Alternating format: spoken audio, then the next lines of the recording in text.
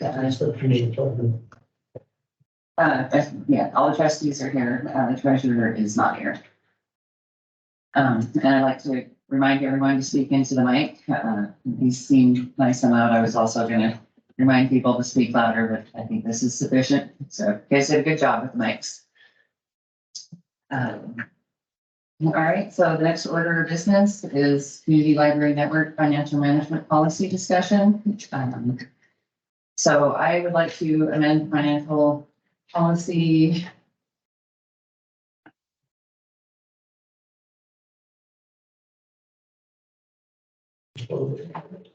I have some questions. Okay, well, let me finish my sentence.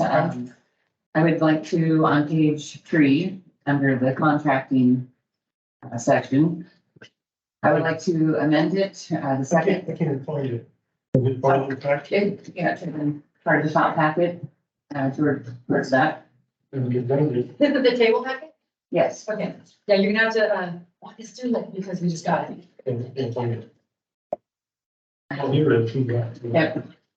So it's the back, stapled section. On page 3, the section where it says contracting, the second line where it says trustees delegates, I would like to remove the word delegates and replace it with may delegate. And that is the only amendment that I had. Okay, so Katie, you have questions? Yeah, I had a question. So you said I wanted to do this. How come the entire board was not in the microphone? Oh, sorry. You said I wanted to do this. So how come the whole board wasn't engaged in a discussion before this? The reason that I'm asking is because certainly a discussion is appropriate, but there's an action item as well. And I just, you know, that this isn't the way changes to a policy have been handled in the past. And we've always been given a policy to look at. It's been presented to us by, usually by the director. And there's been some discussion about why, and we can have that today. My big concern was that there was an action item, and that isn't what we do with policy. We haven't done that in the past. And I'm also concerned because of the word I. I don't think that, I didn't know that is this. So then I can bring a policy forward anytime I want to. That's my concern. Those are my concerns. Okay, well, I'm just trying to copy the way you did things as chair and you brought things forward, and I thought that was the proper way to do things. And actually, according to Robert's Rules of Order, you were noticed, the agenda was sent out. Not with an amended policy. And this is not the way I did it. Okay. I just would like to say that. Okay, I'm learning and I want to do things the right way, and I will really try to remember to do that in the future. If you had a question, you could have asked the director to ask. What I would appreciate in the future is to receive to have it put on the agenda that it needs to be talked about and why, and then to receive a draft showing the changes so that that draft can also be made public before the meeting, before the action item. So what I would like to see is not have an action item when it's just discussion, because no one else really understands why we're doing this. So we don't have a draft in front of us. Okay, it's a really simple change, and I do apologize, and I really will try to remember to do that in the future. That would be better. Katie, am I wrong in understanding that either the chairman herself or the chairman can request an agenda item, or 2 trustees can? And that's why she's saying aye, because she requested it, I believe.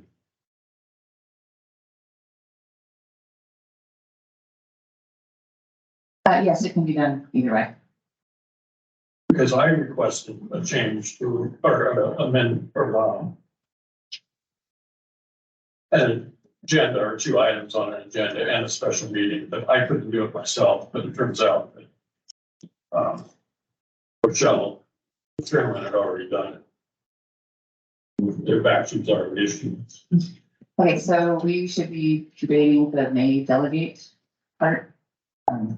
But I'd like to add, Or if someone I'd has. like to add another change.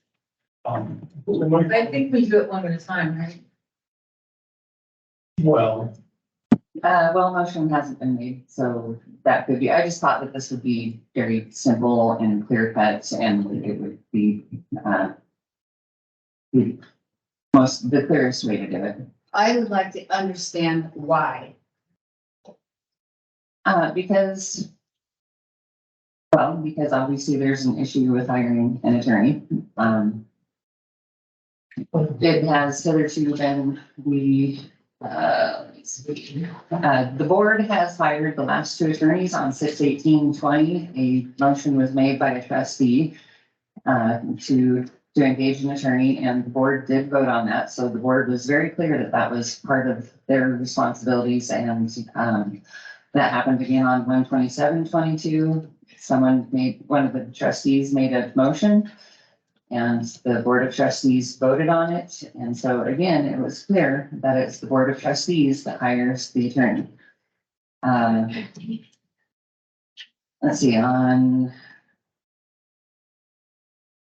All right, okay, so I would say that simply because that happened at meetings, that doesn't mean that it's very clear that the Board of Trustees hires attorneys. There's a tremendous amount of statements in Idaho Code about that the services, okay, the services, this is from the Idaho Public Library Code. And this is 33-2702. The services, this is a public library service, and the services shall be governed by a citizen board appointed or elected for this purpose and shall be administered and operated by paid staff who have received appropriate training and library skills. The services shall meet the standards established by the Library Board of Commissions.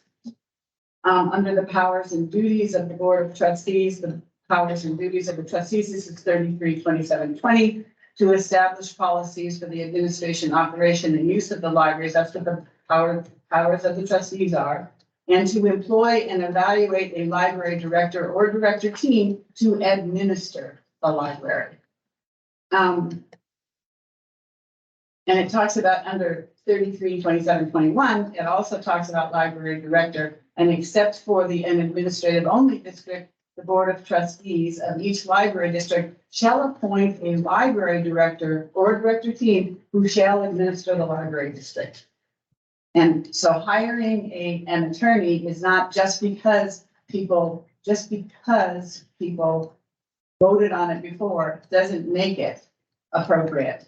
And one of the things I would like to ask the director, the implications of changes in this policy. I will start by saying that the last time that the financial management policy was approved in 2022, there was the opportunity for our business manager, our staff, and our auditor to review the documents to make sure that it was compliant with all that was needed.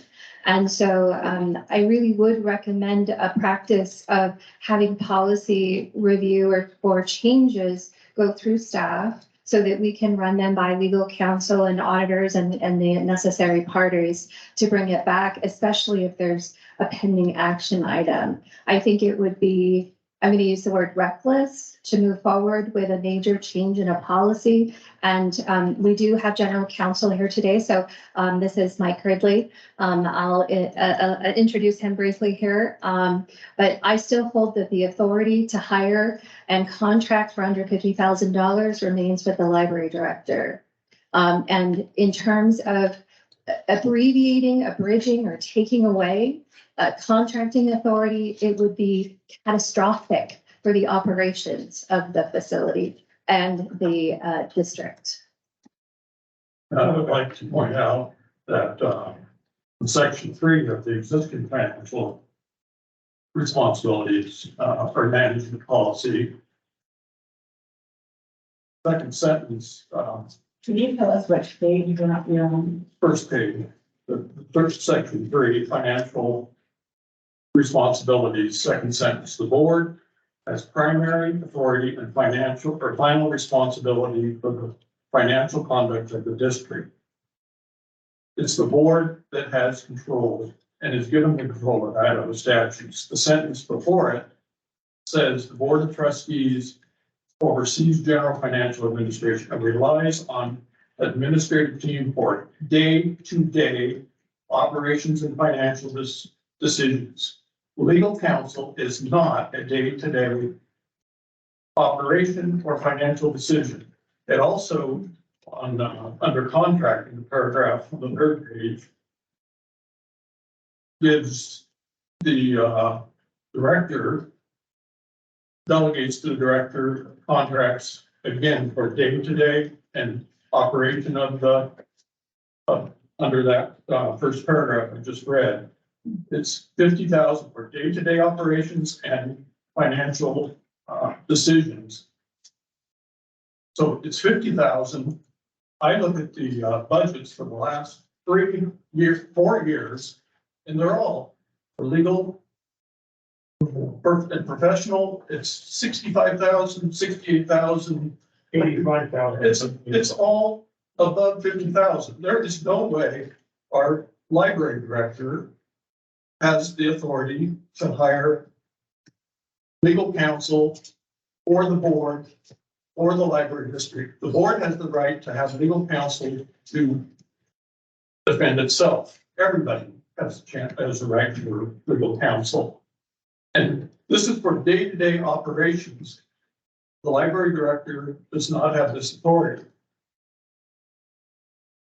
I'd like to add something. I'm not aware of any statutes or anything in the law that says that the Board of Trustees is not allowed to hire legal counsel. That was one of my concerns. And I also thought I read in either in the financial management manual or the library director's job description. He or she is responsible for hiring part-time or full-time employees. It didn't say anything about necessarily hiring legal counsel, so I'm not sure I understand why I'm not myself, this board is not allowed to proceed with hiring someone in here for legal counsel. As Tim said, everyone's entitled to legal counsel. Well, so is the board. And Okay, sorry. Could I please speak? I have not had a chance to speak this entire time. Chair, please be aware that each person is supposed to speak before it gets into a back and forth. Each person gets an opportunity to speak, and I was actually just about to tell them to wait for you to speak because you had. Back to what you want to actually amend. Trustees may delegate. So who decides which ones we are going to, if it goes through, trustees may delegate? Who decides which contracts will come to the board and which contracts the director will just be able to do on her own? I would imagine she would ask for the ones that she wanted delegated to her, and like it seemed reasonable, we would grant that. So every single little contractor or service would have to come through us in that case. Or she could come up with a list. I did want to read statute 33-27-20, where it's listing the powers of the Board of Trustees. It says to exercise other powers not inconsistent with law, necessary for the effective use and management of the library. So when I was looking back at the other agendas and the minutes of the meetings where the Board of Trustees hired the last 2 attorneys, the director had recommended that we hire a certain attorney, but she knew that that was the power of the board, and the board voted on it both times. And also,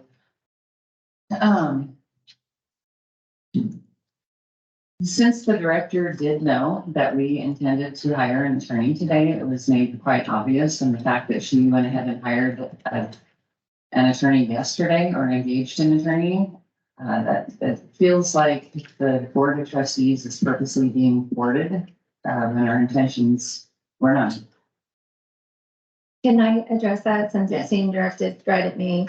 I received an email correspondence from you, Chair Otteson, saying that we had an urgent necessity that exists to engage an attorney. And so, I believe it is my, authority. I believe it is my duty and my job to protect the fiduciary as well as your job, to protect the fiduciary, integrity of the district.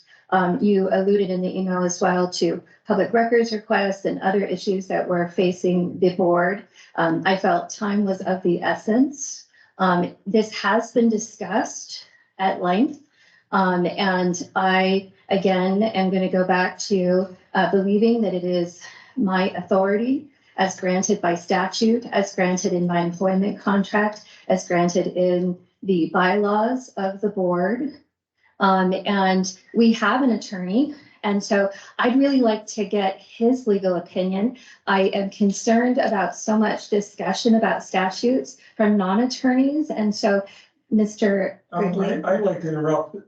This is a board meeting and we can decide, I think, people that, speak outside of the board. This is a man who's been hired by us. We need to hear. Katie, I did not finish my statement. So I think that it was extremely, I think that was, I almost want to rude. You knew that our intent was to hire Boyle's Law. That was abundantly clear. It was imminent.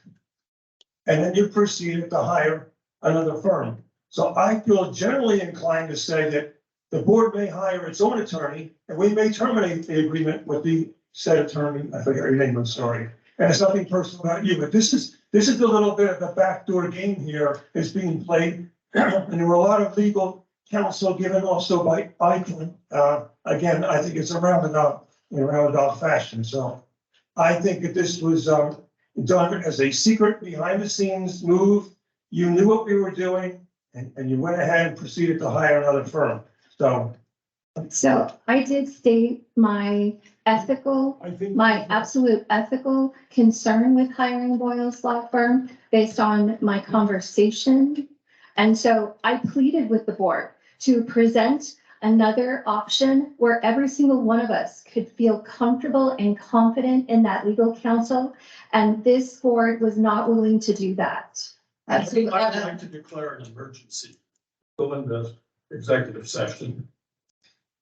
Emergency about this move that has just happened. You make a motion, is that how we're gonna do that? No, So actually, It's right not now, on the agenda. we're supposed to You be, can change the agenda by declaring an emergency. this is not an emergency. I think an emergency is danger of life or limb or property damage. As much as I would like to do that, but right now, we're actually supposed to be discussing financial management policy, so I guess we can, as hard as it is, because I know we're all interested, I think it's better to save the attorney discussion for the. Then I would like to hear from this attorney that we have right at this minute that is engaged by us. I would like to hear his opinion on the financial policy changes. This attorney. I would like to hear from, I am asking for his opinion. This attorney has no authority I to speak want, to us. he We have absolutely not hired does. I He think like absolutely the chair does. to recognize him or not recognize him. Sure. Okay, so for small Does words, it help to raise your hand? yes, go ahead. What happened to the iCrimp attorney that we were supposed to get a little bit of guidance from? I thought that we were gonna table this until we heard from that attorney. So I don't understand where he is and why it seems to be removed. Okay, it's my understanding that the iCrimp attorney is for, when there's litigation. That's not true. No, okay. When there's an insurance claim, there is no claim. He has no representation for us because we don't have an insurance claim. ICRIM gives us attorneys when they feel that our boards are in danger, and he was general counsel for us. Is that correct? That is correct. What He he was was, providing, he is. he was It's not. providing public records request information. He was reviewing employment decisions. He was authorized to provide all manner of support. He was not our counsel. He didn't He have was any entity involvement. We had counsel. no insurance claim with him. He was provided for our entity. And in answer to Vanessa's question regarding where he is, he was unable to reach the board. And so because of the lack of communication and correspondence, he didn't feel like he could in good faith move forward representing. However, if the board chooses to reach back out, he was amenable to continuing his service for us. His service was free, is that correct? That is correct. And he was provided for us to help us with our problems from ICRIM. But it was not stipulated that it would have to be a lawsuit. That's correct, in my understanding. Okay, I want to know who did he reach out to? And why was that not responded to? Because if you're the attorney that's given to you from your risk management, why was that not responded to? I did respond to him. I had some questions and he answered some of them and I was awaiting. But him he is, to answer all of them. saying that he didn't. So he, after not being able to reach in a timely or reasonable fashion, the chair, he reached out again to me to try to reach out to her. Again, there was a lapse in time. And so that was the reason before why the amendment to the agenda, I think it was on Tuesday, occurred. He requested executive time session to speak with the board. And then that agenda was again re-amended to take him off. So we had legal counsel given Yes, to us for free, and we did not, yes, we did. And we did not choose to use it. And for some reason, he felt that you didn't communicate with him. Did you communicate with him by phone? No, I Why emailed did you him not talk to him by phone? I emailed him twice and I was waiting for his full reply. Can you see those I'm not emails? interrupting me. Behavior is out of order. Okay, your behavior is out of order as well. No, I was answering your question. Answer it. I have a concern that the director whose part of her job description is to work with the board, I feel like she is working with the board minority. She clearly knew that we were intending to hire an attorney today, that it was going to be discussed. And that the time is of the essence. It wouldn't have mattered if it was one day later. I really feel like you are purposely thwarting what we're trying to do. You knew exactly what you were trying to do. You could have worked with us. You're working against the board. may I answer that? Again, it was being directed at me. I would just articulate that there have been countless special meetings with engaging legal counsel as an action item. We, at midweek, lost all representation. We currently have 6 public records requests, 2 that are still pending, and need a response in a very short timeline. This board also talked last week about a reduction in force or other items for the budget. And I felt immediate assistance in that area, depending on how the board is moving forward with the budget, was absolutely necessary. In addition, I've also expressed concerns to this board on multiple occasions about conduct, about following the statutes. And so again, I'm going to state that I absolutely believe that for the best interest of this organization, that we have legal counsel, and we do have legal counsel now. I would like to suggest we return to the agenda item, which was to make an amendment in the financial management manual. There's nothing illegal about doing that. It may not follow the direction the entire board would like. It has precedent in terms of the board in the past, and it doesn't need precedent. There's nothing illegal, to my knowledge, about going ahead and amending an existing policy. So just this week, I signed a contract with our E-rate consultant. We have pending contracts for parking lot restriping. All of our online resources like Overdrive and Freegal, those all contain contracts. I'm going to go back and address the comment about the legal services and professional services. To my knowledge and understanding, In the last 3 years that you mentioned, 4 years that you mentioned, one attorney has not been paid more than $50,000. Legal and contractual services most recently included our hiring the director, our recruitment, our work with some policies. So legal and contractual services includes more than legal services. Architect services also comes through that. We currently have a project for an architect services for an ADA compliant sidewalk. What I'm trying to express to you is that there are multiple contracts that must be signed on a weekly basis for routine operations, and that this would have an absolute chilling impact on the administration and management of the operations of the district. And I fully believe that as the chief executive and the operations manager of the library, that authority up to $50,000 is appropriate. Not for legal counsel, or day-to-day in general operations, day-to-day operations. You do not have the authority for legal counsel. That is not an employee. That is not a part-time employee. It is legal counsel, and you don't have the authority for it. It's not day-to-day. Okay, You might have the authority, and it's very clear in this policy, we don't even have to do this amendment. You are out of line to have hired them. And I would like to make a motion, well, we'll get to that later. I would like to know where it says, any place where it says that she is out of line. I'm not certain that she is. What I need right now is we have an attorney sitting at the table. I would like to hear what that attorney has to say about this change. I am completely against it. I don't want to look at this. Day-to-day operation. This is a day-to-day operation. Alexa just explained that.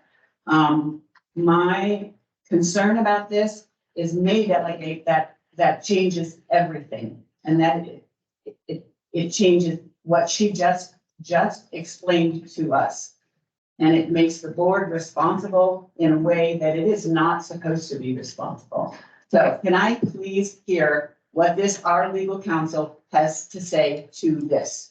Can I please hear what our legal counsel He's not has to the say? legal counsel. Can I we don't have a think we sign? should recognize him. I object. One board member thinks we should recognize him. Okay, that's one board member, it's not the majority. So the thing is, we have discussed this hiring of attorney twice before, and. Okay, wait a second. I want to say something. I don't care if I'm. I know what you were interested, that's out of order, so let me finish. We were fed a lot of false information, so after each meeting, it's like, oh, we don't want to break the law. So then we would go and research what we were told, and we would find out that it was not true. So then Did you get legal counsel for that? Did you get legal counsel for researching the law? I was given some statutes and I looked them up. You were given, from a parliamentarian, so actually some of that was, anyway, but I mean, the thing is, you don't have to be an attorney to be able to read statutes. I am sorry, you do. No, you don't. Anyway, so we were fed false information, which is why we didn't have an attorney already. We found out or I found out, that the information that the board was given was not true. The thing is that we delegated this authority, and apparently that wasn't explained very well when we went over this policy again. But the thing is if you delegate power, that means that you have the power in the first place, and that means that you still retain the right to take it back. So I think that maybe we could revisit this with a list of things that should be delegated day to day to the director. I don't have a problem with that.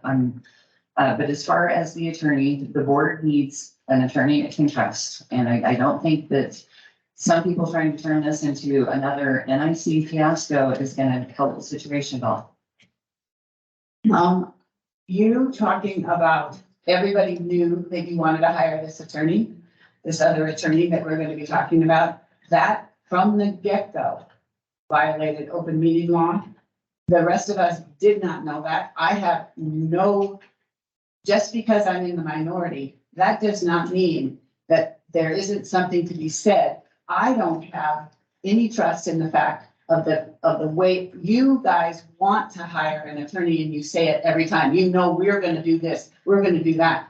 But there has been, we don't even have enough information on this man, and there's a tremendous number of reasons why we shouldn't.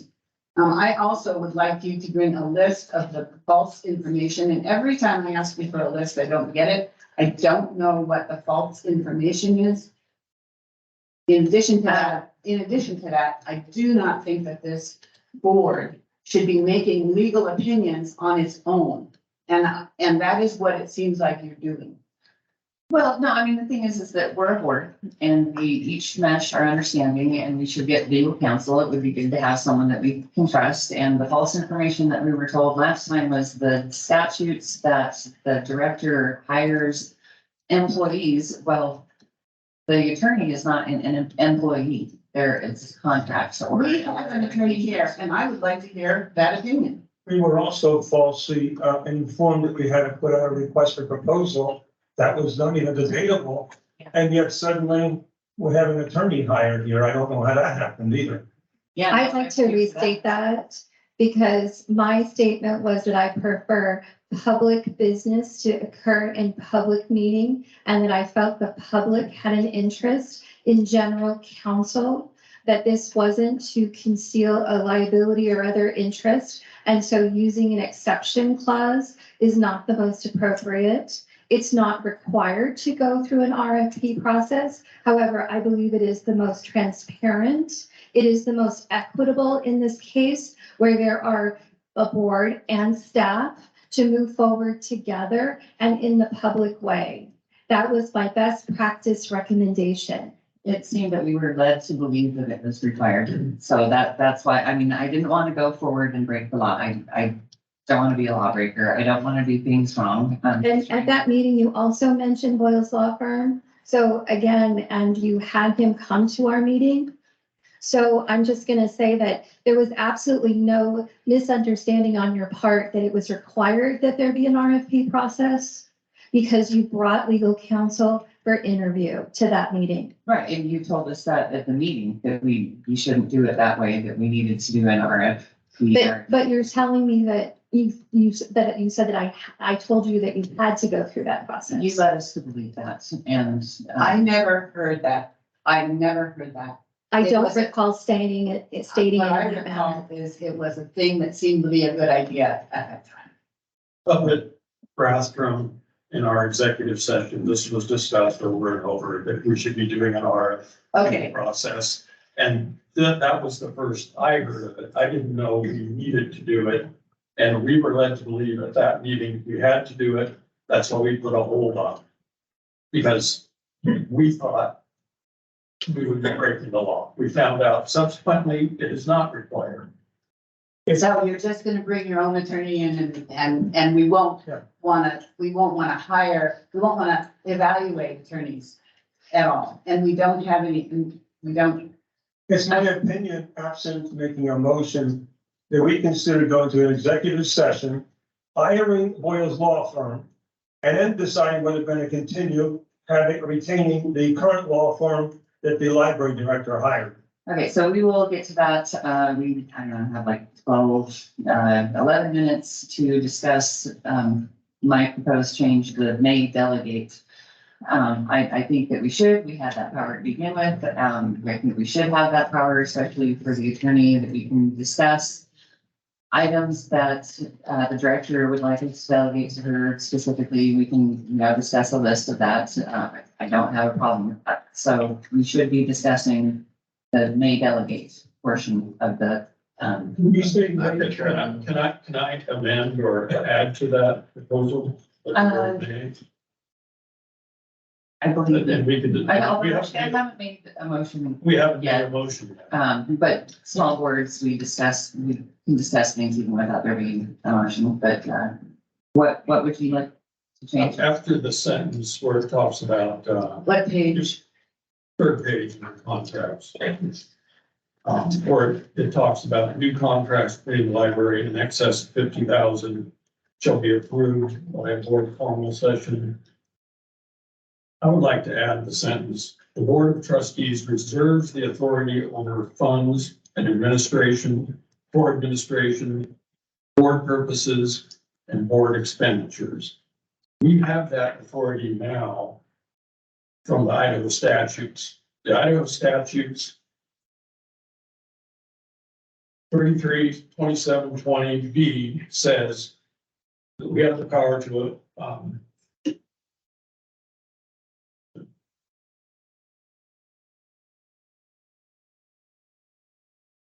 no, that's for established policies. Okay, I mean, I'm just, the I'm biggest just one gonna- is O, exercise other powers not inconsistent with the law necessary for effective use and management of the library.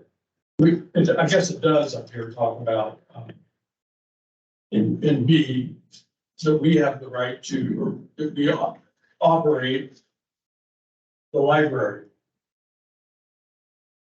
And we reserve that authority.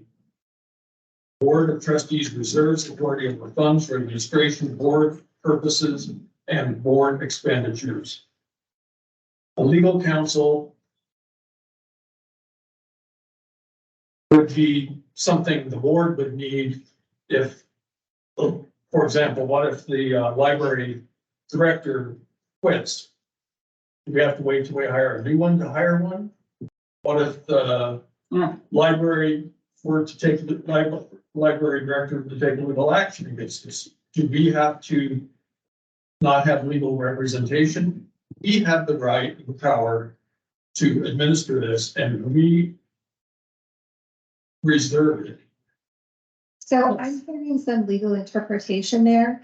And again, we have a bona fide agreement with this legal counsel. And so I'm going to request, while he's in that seat and until he is removed from it, that he be allowed to advise the board. He's I not, would like that as well. he's not been installed. I'm going to refer that to the chair. It doesn't matter. We have this contract. I don't think we have a majority of the board requesting his advice, and Wait a second, we have some board members who would like to hear from him, and we have a director. Can I just point out that certain trustees want to cram in one attorney and make us abide by that, but same trustees won't allow the attorney that's actually in contract to utter a word. What is That your doesn't fear? make sense. What is your fear? just that it's gonna take up time. We're supposed to be discussing this new delegate thing. That's what I'd like to do, is I'd like his opinion. There was some legal interpretation in what exactly. you said. And so I think it is absolutely relevant to hear legal advice from an attorney.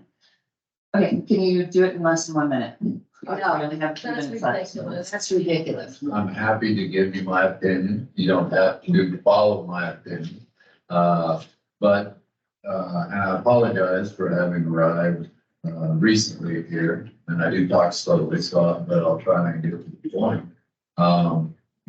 You have a contract with a director, library director, who that gives the authority to hire and administer day-to-day operations, plus day-to-day Can you speak operations. into the mic, please? Yeah. Pretty close. Again, I'm new to the operation here, but you have hired her, Ms. Eccles, as your library director under statute. She's given specific authority, like the board is given specific authority. There's nothing that allows the board to hire people. You develop policies, you develop bylaws, and in those, you can determine procedures. You have a contract with her, and it's established bylaws and established what her duties and responsibilities are. When I came into this, it was my understanding that she could contract with someone outside counsel, that there was a need to give an opinion, to express opinions about this.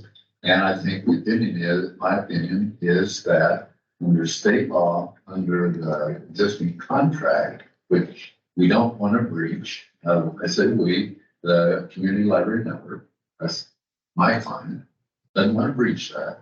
And so I think what you're proposing, you could do that. It would not be retroactive as far as her contract, so I think there's a problem there.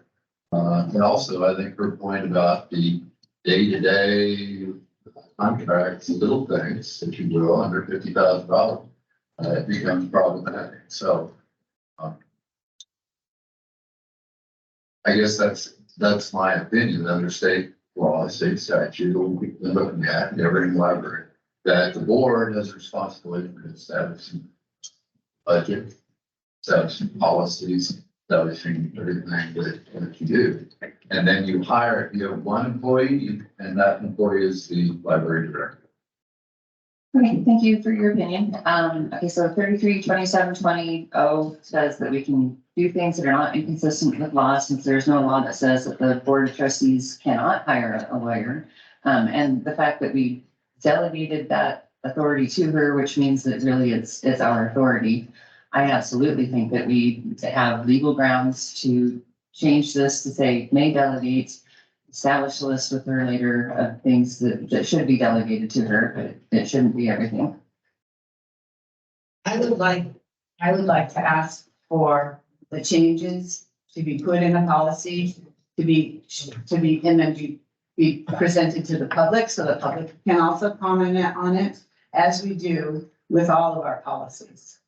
We haven't been given anything in front of us that we can say, it's scribbled in here. And we always have received policies with amendments on them before we voted. Okay, oh, sorry, we went to.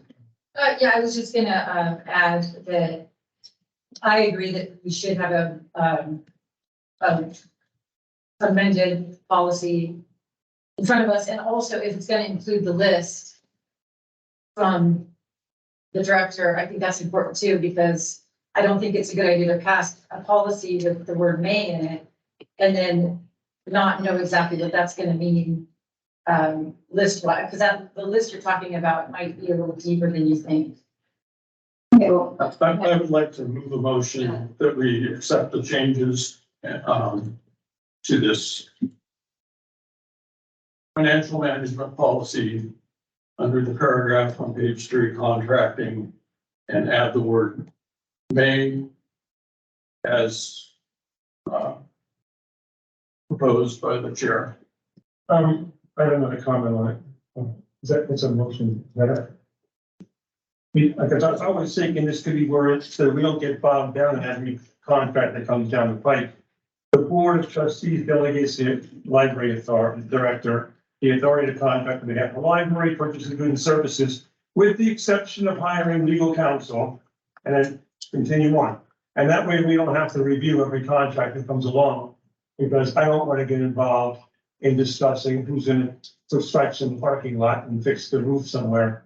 So I think we could just make that one exception right now. If we decide to change it again someday, we have that authority to do that. We are the policymakers, but this way it limits specifically, we retain the authority to hire legal counsel.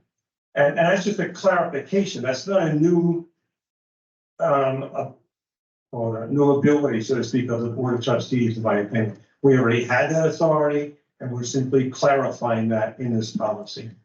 So I believe that any contract that the board entered into would be invalid. And I would have concerns about making payment on a potentially invalid contract. And I would strongly recommend that the board give our newly arrived general counsel an opportunity to review any changed language.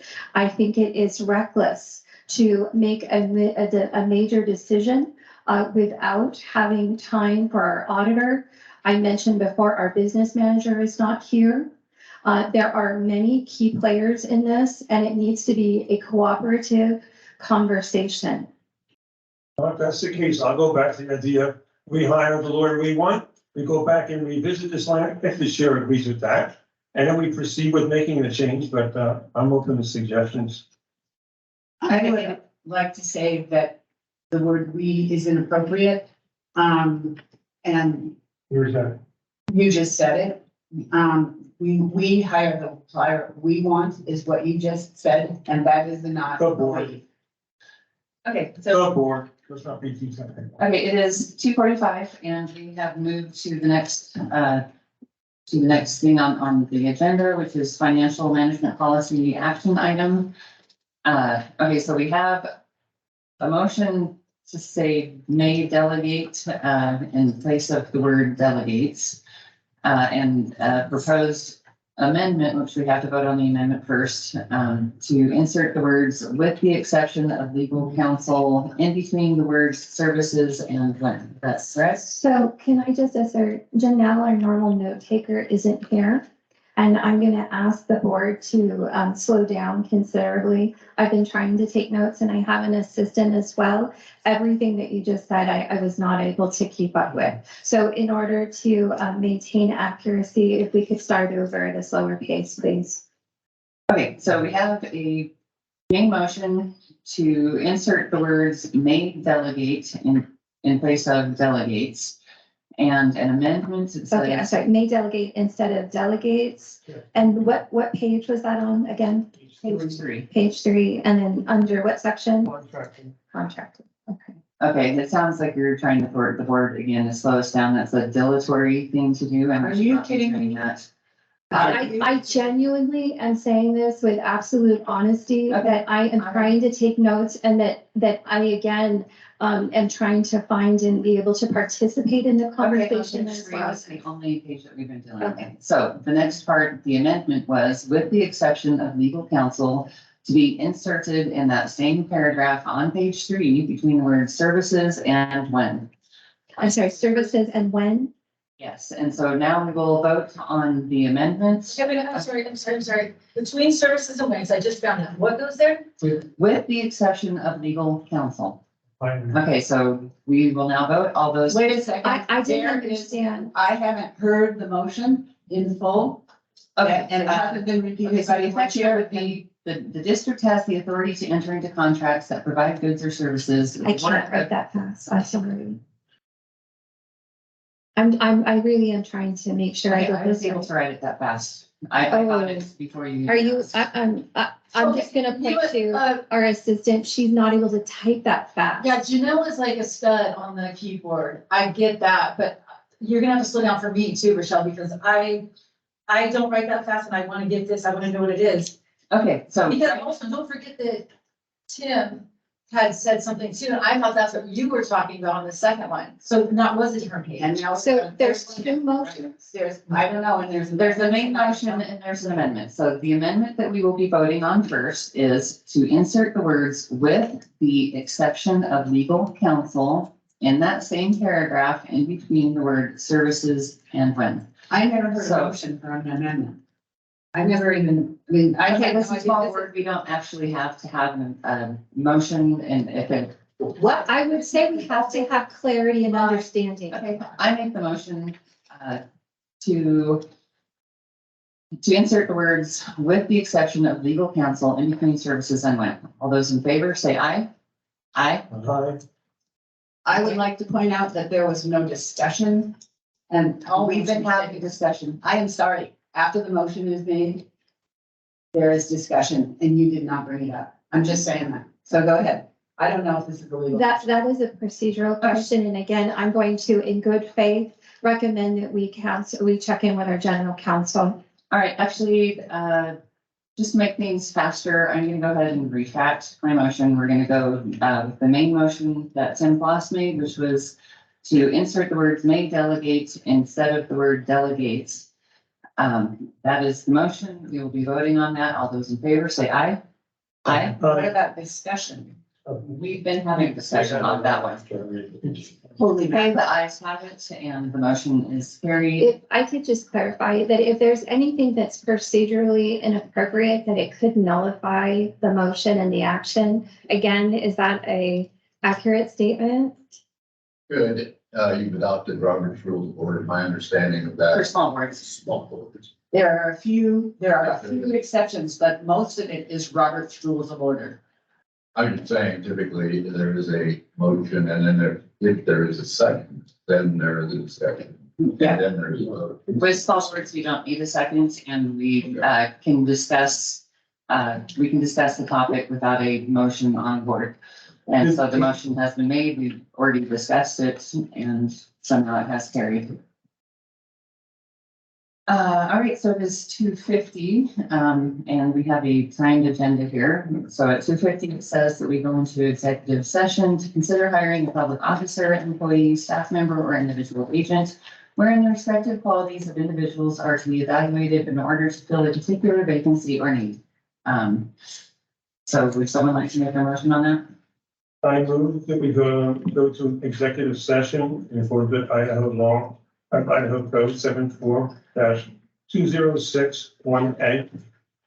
Just want to read the whole thing again. Uh, I would recommend you approach counsel. so I'd read the whole Okay, thing. I'll read the rest of the thing then, that won't hurt. To consider hiring a public officer, employee, staff member, or individual agent, wherein the respective qualities of individuals are to be evaluated in order to fill a particular vacancy or need, individual agent or firm, and this is illegal. All right, has been moved to enter executive session, Idaho Code 74-206-1A, to consider hiring a public officer, employee, staff member, or individual agent, wherein the respective qualities of individuals are to be evaluated in order to fill a particular vacancy or need, individual agent or firm. We need to do a roll call, right? Yes, thank you for reminding me of that. All right, so, roll call vote. Blank, nay. Robinson, nay, and it's because this whole situation has been so tumultuous. I can't even, Discussion time. you can explain why you're Okay. saying no. I'm so confused on what's going on, and then the fact that this attorney from ICRIM has been pulled. We have another attorney over here that has been hired, and now we're going in to hire more. And all this cluster is because for whatever reason, this has been just crammed down our throats. And I don't even know why. I'm still not even clear why the first attorney was fired. And yes, she was fired even though she resigned the day you guys were gonna fire her. I have to say no on this because I don't know what the heck's going on. Hanley, I'll take advantage of this. Our past attorney resigned. We had an emergency to hire an attorney that's known. Addison, aye. You do not have the majority for going into executive session. I'd refer to your legal counsel for further explanation. You need a 2/3 majority.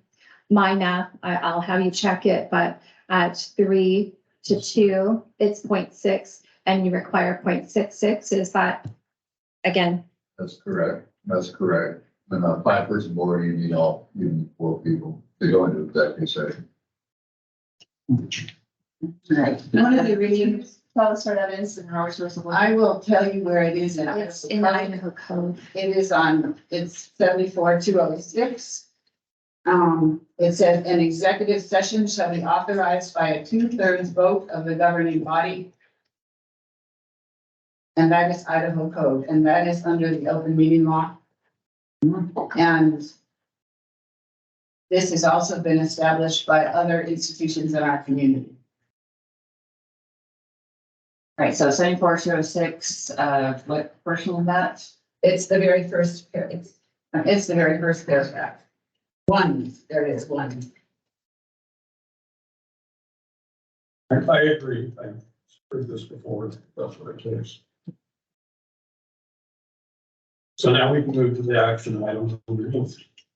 No, I have discussion that I would like to talk about. I would like to talk about this in open session, which is why I voted nay. Let me see.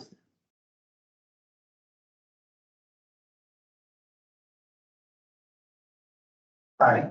Chair, we can do the same discussion we were going to have in executive session and open session. It's probably better.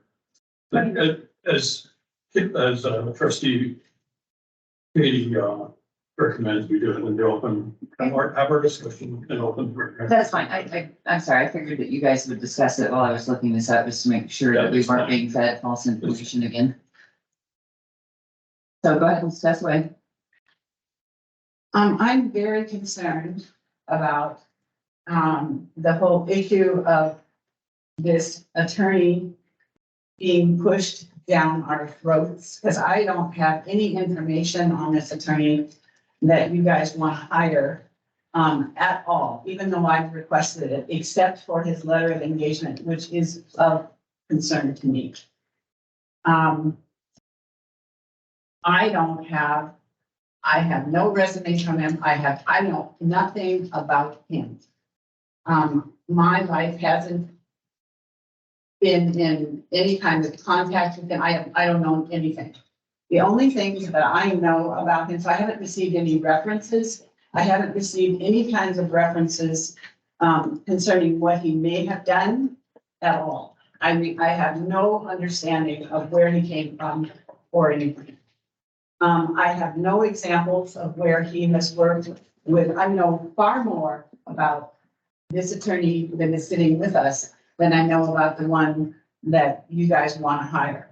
I have huge concerns about him. I have huge concerns because of what Alexa reported to us. When she interviewed him, he doesn't have any references that are relevant to our government body. I don't have any examples of any kind of risk management that he has done. I don't have any examples of him representing any libraries. In addition to that, so that I didn't have anything on him. So I Googled him. And what I found out from Googling, and that's just a Google, is I found out the only thing that I know about him is that he received a DUI. And that this is what I Googled, and he received a DUI and that he is still on probation for that. And he will have a breathalyzer in his car until March of 2024. In addition to that, I came up with the one thing that I saw that he had done, which was when he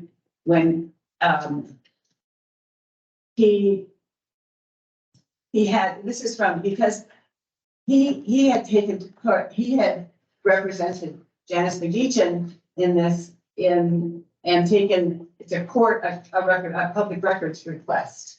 And the court found that she would refuse to disclose the public records.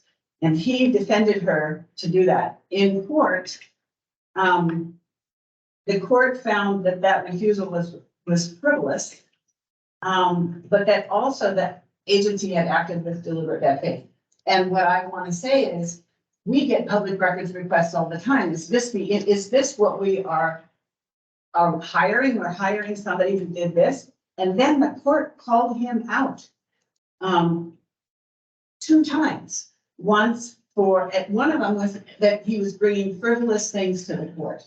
Now, for a judge to call out an attorney twice, to admonish an attorney twice, is absolutely a big deal. Why on earth, after receiving such an iffy report of an interview and then looking at something like this, and receiving no other information, why on earth would the library district think that this was a reputable person to hire? I question profoundly his legal ethics and integrity, and I absolutely could not support this. It's interesting to say, nothing about him when we had him in a previous meeting and we asked him questions and he gave us a presentation, and we already discussed all the things that you just brought up as if they were new information when we've already discussed that. And I'd like to say one small thing. I think Katie is making an attempt at character assassination. The newspaper already made mention of a DUI once. I brought it to the board's attention during an executive session to make sure we weren't caught by surprise. And so you go out of your way to pull out that one little thing about this potential law firm we're going to hire. I have no reservations about hiring Colton Law. I have reservations. And you have heard this before and it was ignored. So I will say it again because I feel ethically obliged. I have several concerns to raise after meeting June 27th at 2 p.m. for almost 2 hours with Boyles Law.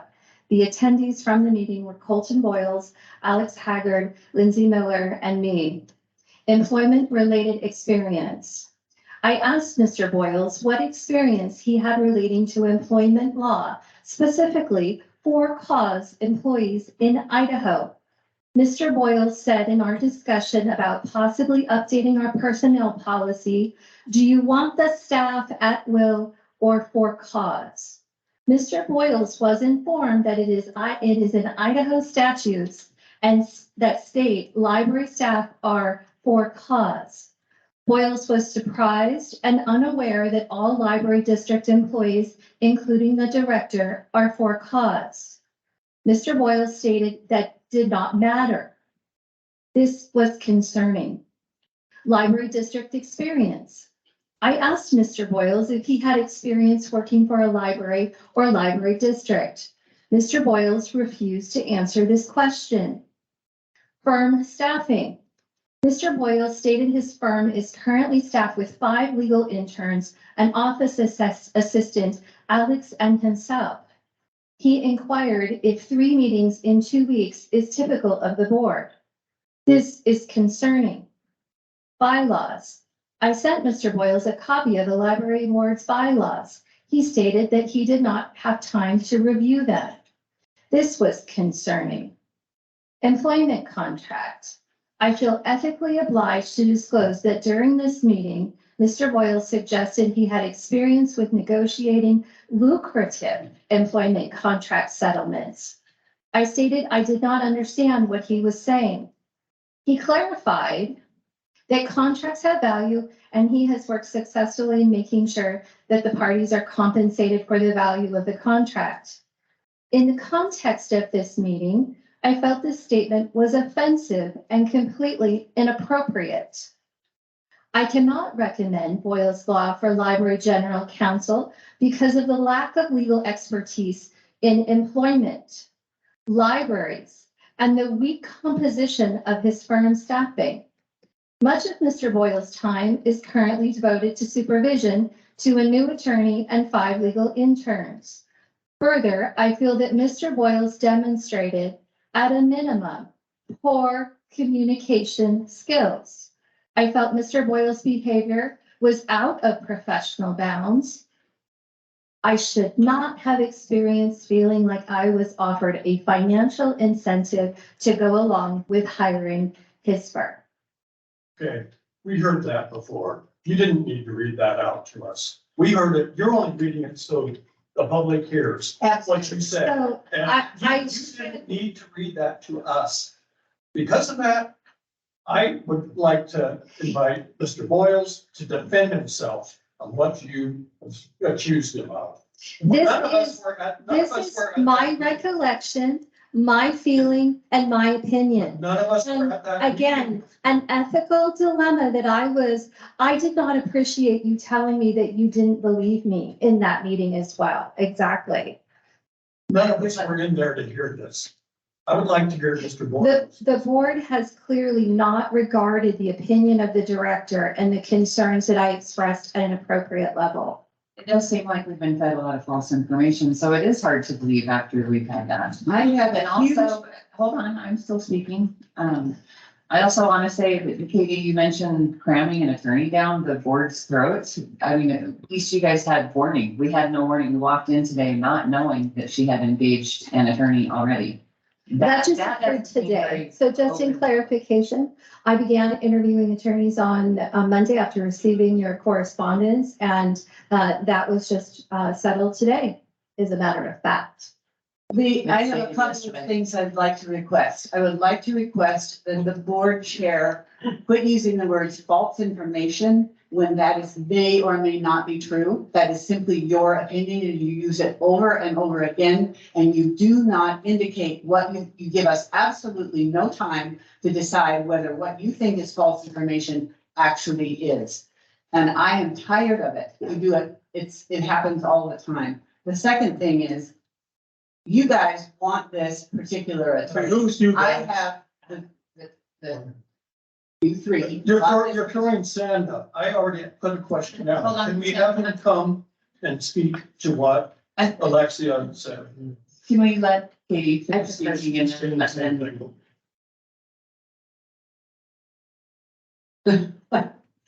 I had, as far as I'm concerned about the attorney that's sitting here, the director exercised her responsibilities appropriately. And I appreciate the fact that we actually have legal counsel when our other legal counsel withdrew because she knew she was going to be fired. And because we would not communicate, and I would have hoped that the board chair would, because our attorney from ITRIN our board chair would not communicate in a way that he felt was effective, he withdrew. We had nothing. I appreciate the fact that we have something. And that is within her rights, and we didn't do, I mean, the rest of the board didn't do that. okay, I also would like to invite Colton Boyles to respond if he so feels. Sure, I would love to. Maybe bring it from up here to down here. I was like trying to reach a resolution with everyone. I have no ill will towards Mr. Gridley at all. You want to make sure that the board achieves what it's setting out to do right now, which is have a good library, run a good library, and continue to offer those services, which are valuable services to the community. I personally don't want to get in the way of that mission at all. And so I just want to make my intention very clear because a lot of things have been said concerning me that are very inaccurate, I guess would be a polite way to say it. Number one, a trustee mentioned she had zero information about me, yet she reads off a litany of information regarding my character, my accomplishments as an attorney. It's obvious that no one's read the pleadings in the McGeehan lawsuit. I was hired because I'm a specialist at what I do, and that is work hard and get the answer right. And the arguments we were making in that case related around standing, legislative and executive privilege. So we didn't get a chance to take those up on appeal. That was out of my control, but I'm not in the habit of defending myself when I'm defending a client. That's my number one mission. So I'm gonna leave that there. You guys can take what you want, but I'd encourage you to read the pleadings. Number two, it's interesting when I got here, they wouldn't even let me in. This is a public meeting, right? Fire. It's a fire code, I understand, 20 people, right? Mhm. But I also couldn't listen to the meeting out here. And that's troubling for me because if we're about transparency, the public should be able to attend. So I didn't get here right at 2, but it's just an interesting coincidence that I was the only one in the room that couldn't be here. Regarding risk management, I've litigated my entire career in risk management. My entire career revolves around financial related industries. I was an insurance adjuster before I became an attorney. I did cleanup. I did 2-story steep. I did rope and harness. I did catastrophe. Then I went to law school to study business.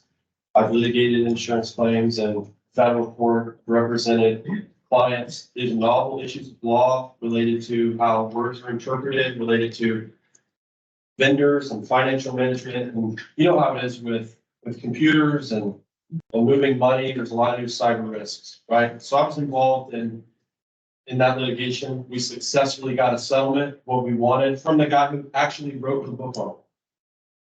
I've implemented self-insured retention programs for public entities who have bigger budgets than the library district. I've handled employment law matters.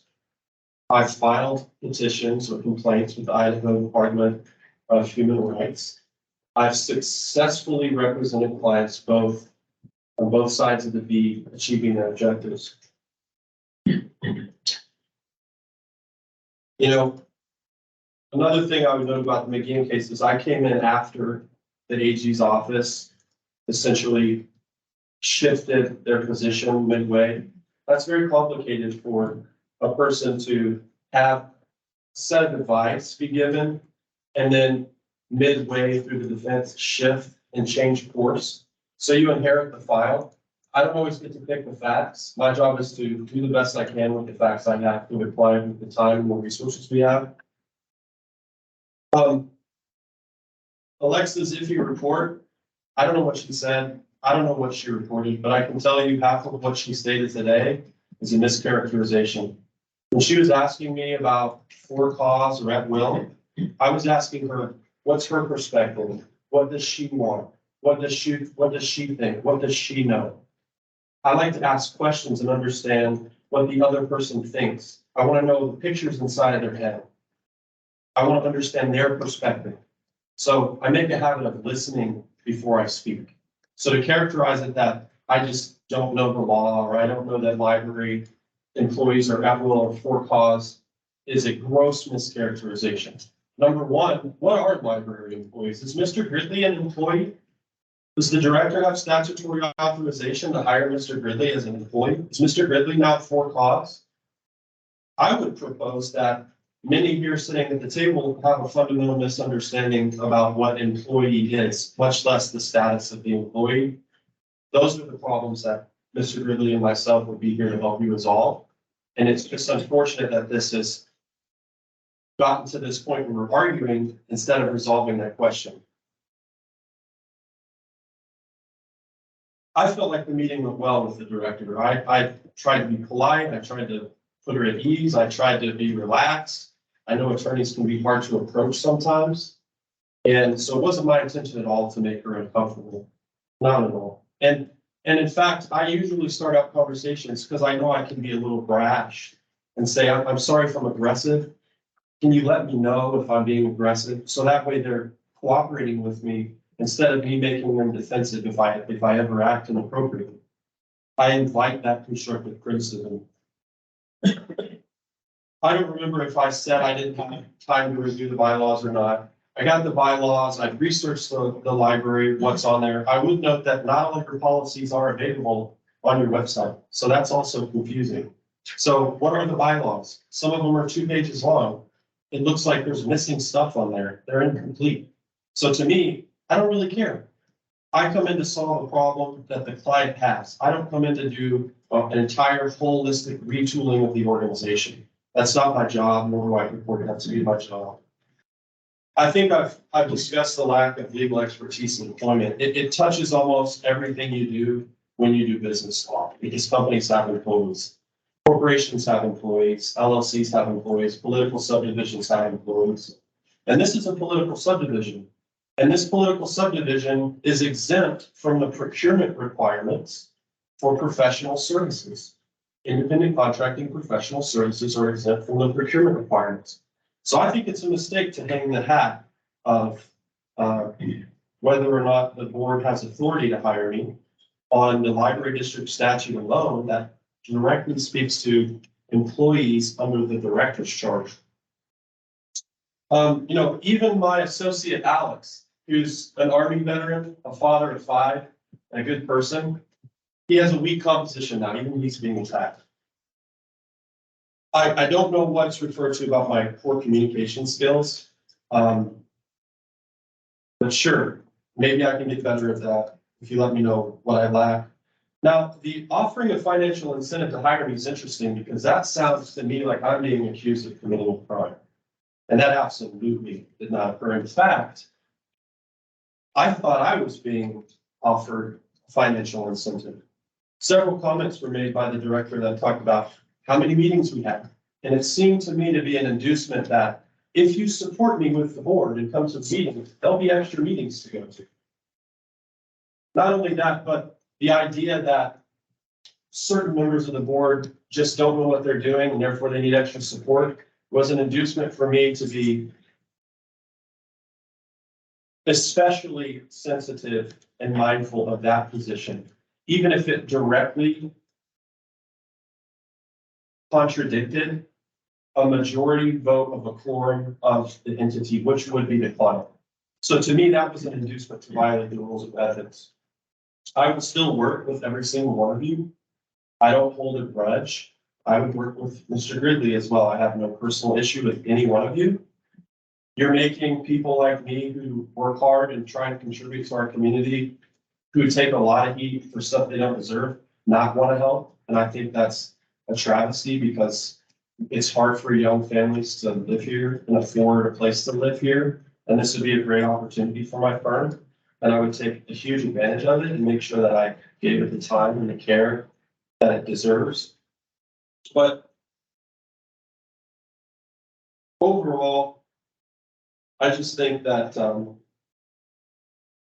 that transparency here is lacking. How long has everyone known that they were trying to hire me? And I show up to a meeting, I can't get in and have another attorney? That's pretty shocking to me. So sometimes you just gotta make a decision and you gotta do it and move on down the road. And I think that this board here, whatever they do, they're gonna have to, whether it's with Mr. Gridley or myself, there's gonna have to be some sort of, I don't know what you call it, but you guys need something because this isn't gonna work. And the community is gonna come out being upset at everybody. So that would be my commitment, if you give me an opportunity. I'd also commit to supporting Mr. Gridley as well. And not bad-mouthing Mr. Gridley and giving him an opportunity to bring some cohesion to the board as well. Okay, so that's my commitment. Thank you for giving me an opportunity to speak and appreciate it. Oh, and about the DUI, big mistake. Almost 8 months today. Alcohol-free life is great. I had no idea what I was missing. I have a second lot of life. I'm better off for it. My kids are better off for it. And I'm gonna share my testimony. And I appreciate you guys giving me the opportunity to share that testimony. Because there's people out there who need a little bit of encouragement. You don't know you have a problem until you know, right? So hopefully I can help a couple people onto that right path there. So I appreciate the opportunity to address that. Mr. Boyles, did I ask you a question or two? Sure, please, Mr. Chair. Can you tell us, court litigation that might be help us understand how you could help us to understand First Amendment or apply First Amendment, issues with book selection? Absolutely. Material? Yeah. Absolutely. I represented a senator in a First Amendment lawsuit related to whether a legislator can block a constituent on a social media platform. The question was not clear or even cites tonight, but Trump's an executive, entirely different branch of the government. He is the head of the agency of the government, so his unilateral action alone is state action. The question there in that federal court case, well, that was actually in a state court case, but it implicated the same rights as whether one member of the legislature is blocking a person constitutes state action. Still unresolved generally over the course of the United States of whether that would count, which means there's great risks to individual elected trustees to block constituent members on social media. We monitor those issues. We work with the insurance companies to monitor those issues. Specifically related to First Amendment, I have mostly defend. Can I ask a quick question before you go? If the first thing that you, Hold on, he wasn't done. okay, I just, Sure, we'll be sure to follow up with you, Mrs. Bowe. And I mostly defend journalists, investigative journalists. I do work with whistleblowers and things like that. So I've litigated in several states around the nation. I pro hoc vice in, I get local counsel, and I help them craft a strategy, an overall strategy related to their defense. And I'm very proud of the work that I've done. And I'm very proud of defending speech that some people find offensive, because that is the essence of the First Amendment protection. And as you might all know, the Missouri case is showing just how dangerous it is when government entities get involved in policing speech and engaging in viewpoint-based discrimination. So I don't look at the First Amendment issue from a political perspective. I look at the First Amendment issue as a everyone perspective, a common denominator. If I can't say something that offends you, you can't say something that offends me, and it's the government causing that restriction, that causes everyone a problem. So we all win when the truth gets out and we get to defend that. So I would defend pretty much anybody with any viewpoint if the government is restricting their speech. I think that answers that. my question was, were you referring to a specific case in any of these? And if so, how would I reference that? How would I? I make it a habit to observe Rule 1.6, which requires confidentiality for clients and prospective clients. And so I don't share that information. If it's out there in the public, you can find it. But I don't name drop. The clients that I have come to me because they know I have discretion. And even if I have to take heat for something and people can talk about it for years, I don't go out and make public statements defending myself if it's related to my work. So So I I can't invite you to- reference anything that you've said. I can invite you to reference what you can find in the public sphere. I'm not gonna go any further than that. Can I address the statement of inducement? That's not my meeting, Ms. Director, it's Ms. Chair meeting. Yes. Thank you. My recollection of the conversation was that more in terms of explanation that we had a newly elected chair at the time and that we had 2 new trustees and that there was a lot of procedural questions and that for a brief amount of time, it may be necessary for you to attend all meetings to make sure that we're compliant. So I really don't understand how that could be characterized as an inducement. And then I would just state that you had made a reference to possibly making $20,000 a month on the library.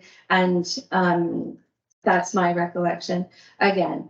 But again, I take exception with the mischaracterization that it was an inducement on my part. I didn't mean to allege anything like that, but I'm simply trying to address mischaracterizations related to my character and my statements. And to give my side of, if you can characterize it that way, so, and I don't recall saying anything about making any amount of money on the library district. In fact, every client I have a healthy conversation up front, and it typically involves objective, deadline, budget, and I make them beat that out with me, so that way there's no buyer's remorse. What's your objective? What do you need me to do? I need to clearly understand your mission. If I know the what, I can help you figure out the how. I need to know the deadline. Do I have the bandwidth, the time, the expertise? And we put the team together to get it done by when you need it done. And finally, what are my bullets? What are my beams? What are my, money? Like, what do I have to use to get it done, right? Whether it's paying for expert witnesses, paying for my services, hiring who we need to get the job done. And so I, if I said 20K, I don't know what I was referencing that to. I certainly pride myself on being a good steward of client resources. And I go through that conversation with every single client. So if I said 20, I'm not bound by that. In fact, many clients I either don't charge them or I say, pay me what you can, when you can, and what you think it's worth. So, that seems very uncharacteristic for me. Could I? Fine. So kind of on a different note of all this, but you kind of ended on what I was, or my subject. But your office is in Sandpoint? I'm sorry, what's your question? Your office is in Sandpoint, that's what I'm asking? What do you want to know? I'm not gonna tell you where I live, where I work, what my habits are. No, I'm talking about the transportation expenses. Okay, I typically don't charge clients for travel expenses unless it's like hearing related. We do have an office in downtown Coeur d'Alene as well. So, we're pretty localized in terms of Coogan County. So the travel thing is something I negotiate, but I typically don't, charge clients to drive somewhere.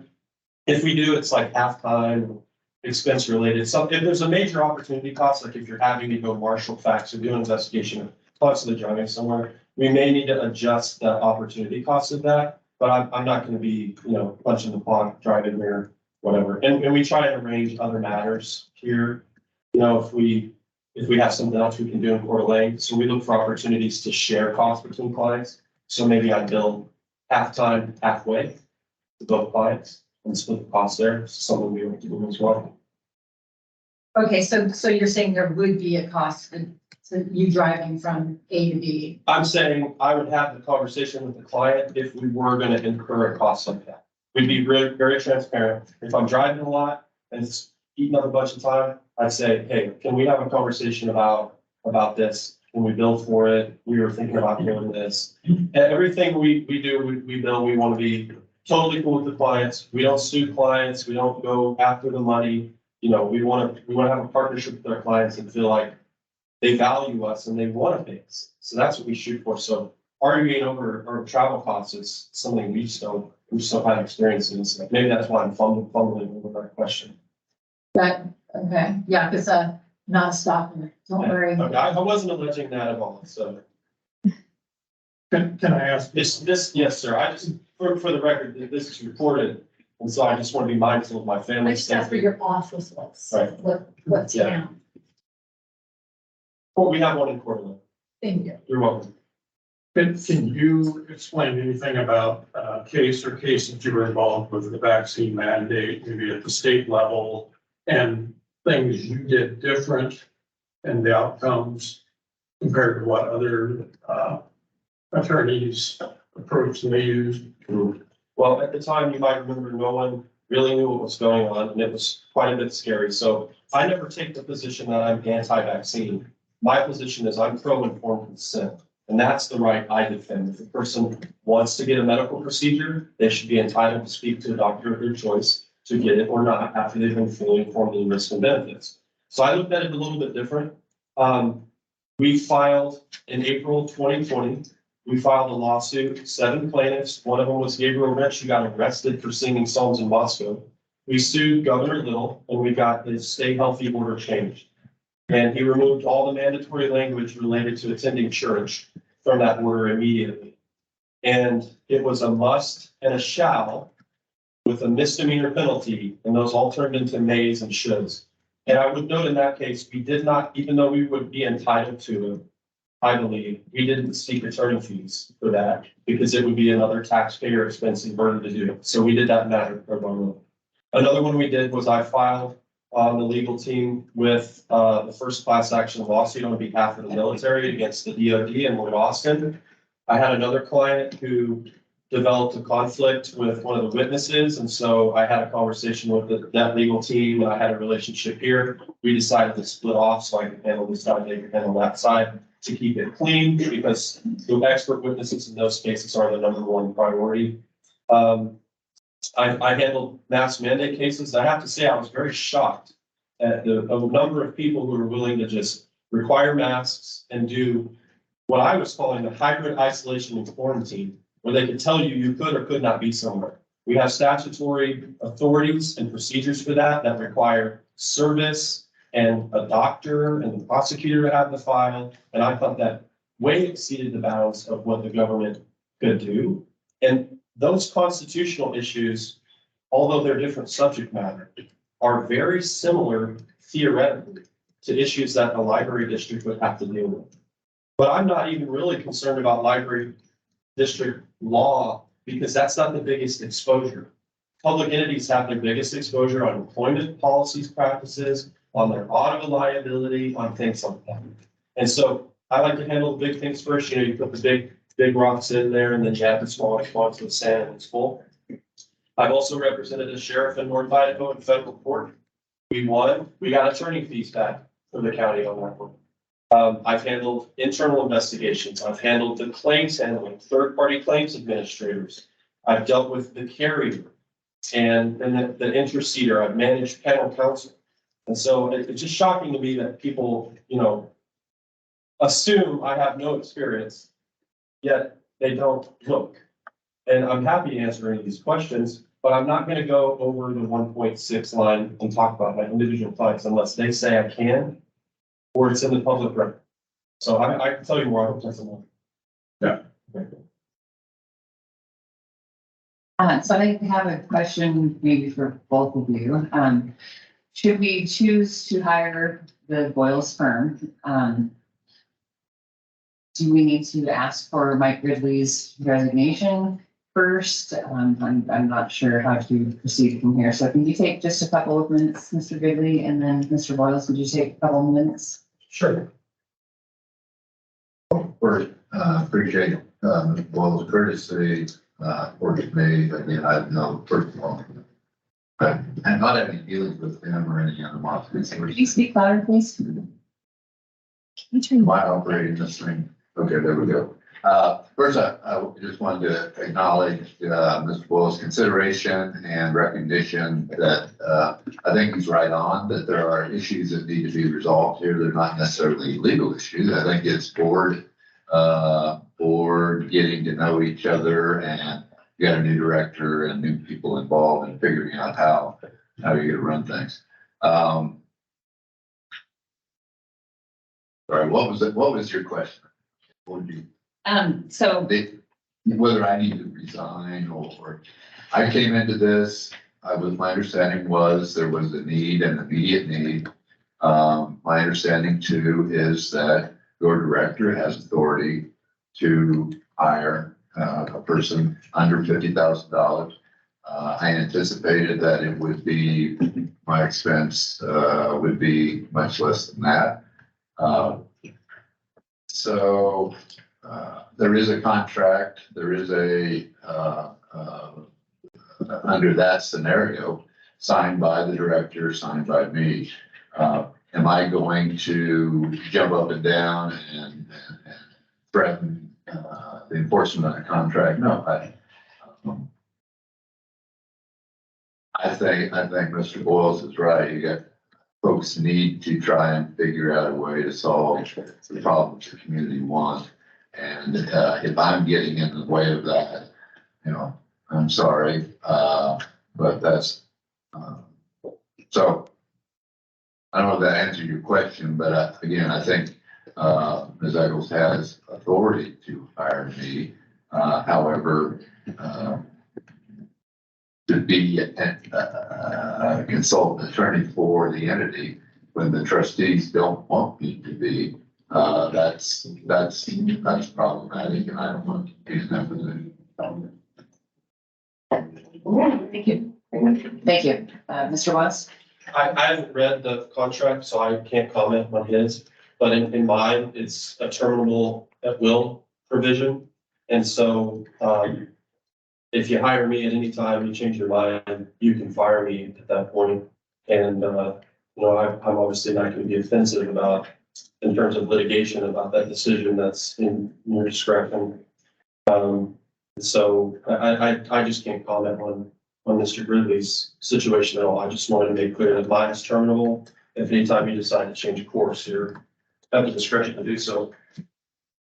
I only did a quick review of the contract with Gridley, Mr. Gridley, and I don't know if I saw anything in there about, maybe there is termination of the contract, but there is an hourly rate stated in there, and nothing says if he's under contract that we have to put any hours on his services. So I would assume that if we hired Boyle Law, we could use Boyle Law in our discretion, and we don't necessarily need to put any hours on the other law firm if we don't choose to. The last thing I want to do is get into litigation issues over hiring legal guidance for the board, nor for the taxpayer. I don't want the taxpayers to incur unnecessary expenses, but I strongly feel, I'll go back to that. It was a backdoor attempt to go around the board's intent to hire Boyle Law. It was never a secret. It was actually, the subject was broached at the very end of the first meeting when I joined the board. And it was, and I went to Katie, but we said we were looking into hiring legal counsel. So that's a long ways back. And I think every step of the way, there's been an attempt made to slow us down and stop us from going in the direction we wish to go. And so, again, I have no animosity, nor any great push for either law firm, but I think we started going down a path toward hiring Boyle Law. We have the authority, in my understanding, to do that. And whether we choose to continue with Mr. Gridley and Company, again, I'm not trying to be sarcastic. I can't remember the name of that firm. Maybe it is the name of the firm. So we can either choose it, keep him on, not keep him on. I don't know if we have the option to keep two attorneys on, one to represent the trustees and one to hire to represent the rest of the board. It's probably problematic, but I don't know that. Well, we absolutely have the right as a board to have our own representation. Everyone has a right for legal representation, even the board of trustees. And we have the authority from the state statutes to manage and do what it takes to run the district. we could have our own attorney and the library, I guess, could have theirs, but I don't see how how the library director has authority to have done what she did and without our approval. And I would like to rescind that contract with our authority as the board. That's not on the agenda.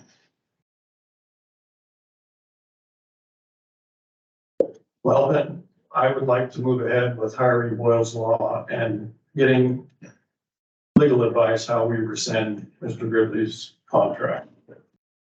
Maybe on the next agenda, on the next meeting agenda. Yeah, I don't know. Just a question in my head, and we wouldn't rescind your contract because you need to be paid per stay, right? So we would just ask you to resign. Yeah, again, I don't want to be in a position where I'm not wanted, and it sounds like you have a preference for Mr. Boyles. Again, I was brought in under what that there was a need, and so I'm not in this for the money. And so I guess I would say that given what I've heard here today, that I would be amenable to just terminating that contract. Thank you, I appreciate it. So there's no further discussion. Do we then have a motion made to hire Boyle's Law? Are you asking? Yes. Why don't you just Yes. make a motion? Oh, I will. Well, I don't know if discussion is finished. Well, actually, we can continue to discuss. Go ahead. I move that that the CLM, the Community Library Network, hires the law firm Boyle's Law.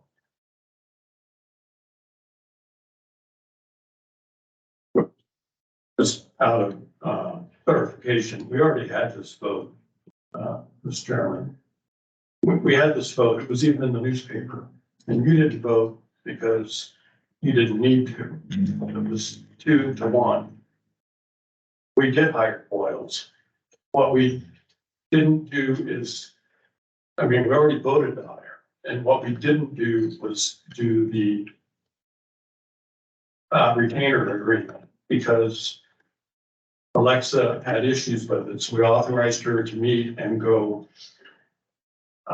rework some of the wording, but it was in the newspaper. All of the we had hired by Boyle's Law. The newspaper was incorrect. No, we voted 2-1.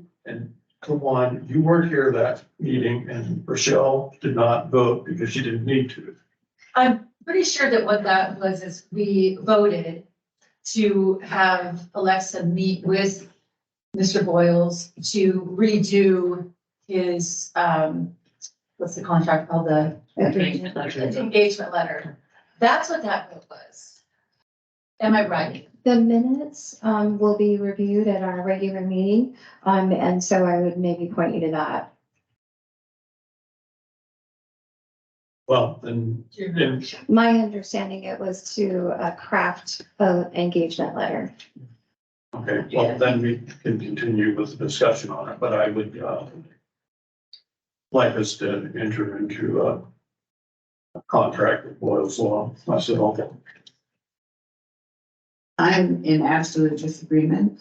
I don't think that we've had an opportunity to interview other, in an equal fashion, other law firms that might work for the entire board. I think at this point in time, Boyle's Law does not work for the entire board. And I think our director as well has some severe reservations. So for that reason, I'm not in favor of this.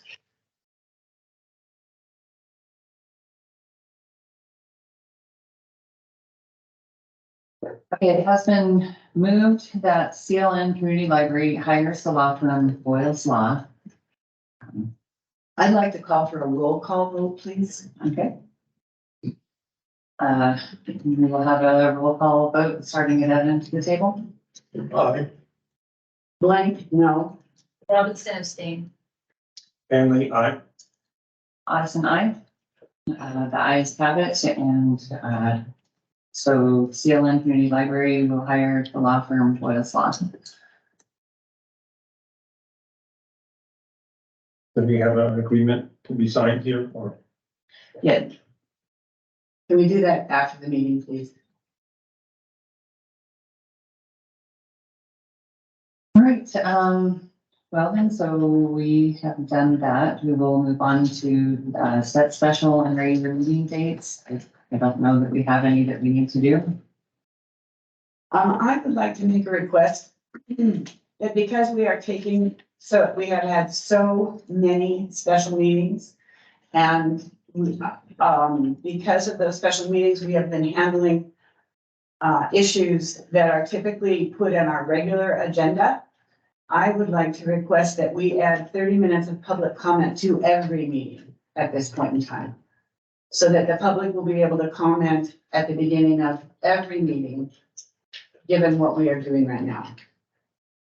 Okay, I'm sorry, could you read the motion again? It's not a motion, I'm just Okay. making a request that on our agenda, that we have 30 minutes of public comment time for every single meeting that we have, because we are taking up regular meeting issues during special meetings. And it is not my understanding, we've never done that before. But now we are, and we have public that's coming, and I would like to give 30 minutes to eat at each meeting. We're kind of short on time for doing the budget, and there is 30 minutes of public meeting at our regularly scheduled ones. And the reason why we've had several extra special meetings besides the budget has been because we've been trying to hire an attorney and we keep getting bamboozled, but we finally got that through, and I would like to really get to the budget. And I'll add to that, that the budget was behind schedule when Tim Plus and myself were brought on board, at least that's what I heard. So we have a long ways to go with the budget, and the public has an opportunity to provide their input at the regular scheduled meeting. And as Katie clearly stated back a number of months ago, public comment is an optional activity, and we're allowing that to still happen at the regular meeting. Since the agenda can be changed by any one board member, I'm asking that it be changed, and then we extend our meetings by 30 minutes. The public has a right to comment. I don't think the agenda can be changed by one. I thought Then how come agenda items keep getting put on by one person? the chair can do that. We will have public comment on next Thursday. We've got two 2-hour sessions scheduled, Monday 17th and Tuesday the 18th, to work on the budget. I think we made some good progress, it looks like, but I'm sure there's more discussion to be had. There's more information I'm looking for, but I don't want to derail a 2-hour meeting with 25% of it going to public comment. They'll have that on Thursday. Okay, so Could go I ahead. talk, can you guys, just so everybody hear my words, when it comes to the public comment. So I agree where, the budget is, we need to get that done. And at regular meetings, there, the public gets to come in and people can email. We know that. And of course, I read them all, I'm assuming all the trustees read all the emails that come in. The only issue I have with the special meetings, when kind of more last minute, a policy discussion comes on board as an action item. I think that those meetings should have public comment, because I know there's I forget exactly, like, we need to know 3 days before, they need to know 2 days before, whatever all that stuff is.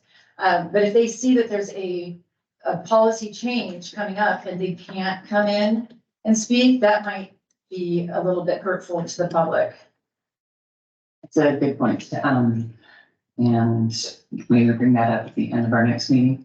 But I really would, I wanted to have this special meeting today because I didn't want it to take away from our next 2 budget meetings, and so that's my reasoning.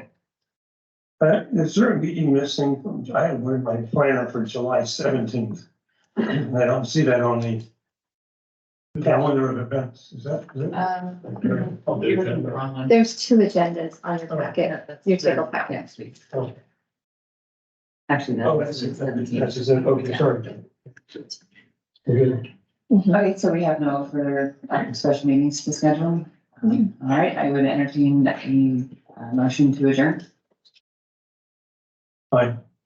No, I missed. I move that we adjourn. Okay, that's been moved to adjourn. All those in favor? Aye. Okay, it is unanimous. This meeting is adjourned. Thank you.